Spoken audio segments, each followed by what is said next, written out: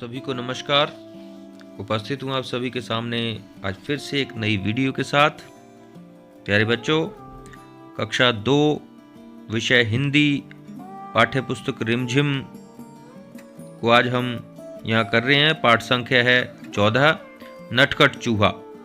पाठ का नाम है अपनी पुस्तक में दिए गए निम्न प्रश्नों के उत्तर दो।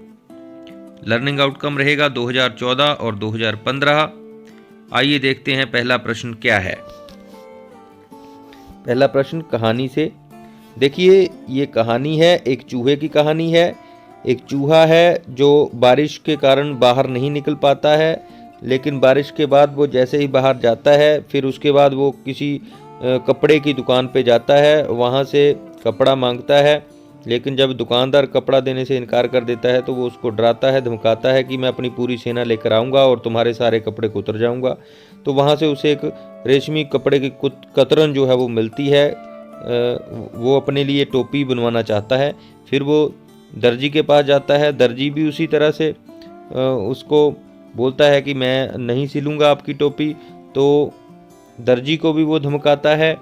उसके बाद वो उसको सितारे लगाने के लिए टोपी के ऊपर किसी दुकानदार के पास जाता है, वहाँ भी वह वैसा ही व्यवहार करता है। उसके बाद राजा के सिंहासन पर चढ़ने की जिद करता है, तो वहाँ भी उसका ऐसा ही व्यवहार होता है। तो आप इस पाठ को अपनी किताब से अच्छे से अपने अभिभावकों की मदद से पढ़ेंगे। देखते हैं पहला प्रश्न क्या है कहानी से। दर्जी चूहे की किस बात से डर गया?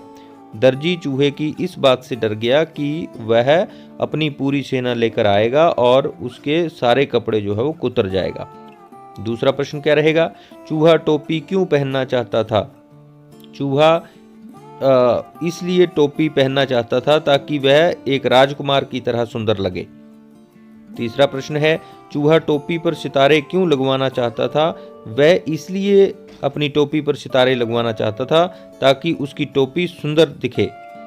दर्जी ने अगला प्रश्न है, दर्जी ने चूहे की टोपी सिलने से क्यों मना कर दिया? क्योंकि दर्जी को यह एक बेकार सा कार्य लगता था।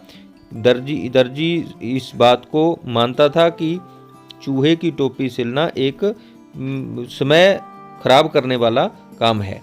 अगला प्रश्न देखते हैं, यहाँ पे है पहले क्या हुआ। अब ये सारे सीक्वेंस में दिए गए हैं, ये अपनी अपनी सीक्वेंस के ऊपर आपने लगाने हैं। इसको अलग अलग तरीके से दिया गया है कि इसको सेट करना है आपने कि सबसे पहले क्या हुआ, उसके बाद क्या हुआ और उसके बाद क्या हुआ। चूहा राजा के दरबार में गया। दर्जी ने चूहे की टोपी सिल दी। चूहा दुकानदार के पास सितारे लेने गया। चूहे को रेशमी कपड़े की कतरन मिली। चूहा सिंहासन पर बैठ गया या चूहा तैयार होकर शहर की तरफ निकला। सबसे पहले तो चूहा तैयार होकर शहर की तरफ निकला, फिर चूहे को रेशम की कतरन मिली, ये दूसरे नंबर पे आएगा।